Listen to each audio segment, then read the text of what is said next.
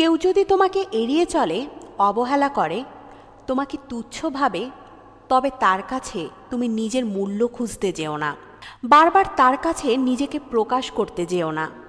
তাকে তার মতো থাকতে দাও। তার সাথে দূরত্ব বাড়িয়ে দাও।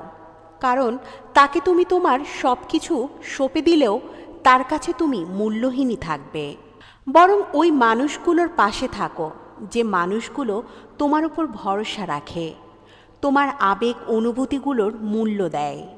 পৃথিবীতে তোমাকে অবহেলা অবজ্ঞা করার মানুষ যেমন আছে, ঠিক তেমনই তোমাকে ভালোবাসার মানুষও আছে। মনে রেখো, সব মানুষ সব কিছু ধরে রাখার ক্ষমতা রাখে না।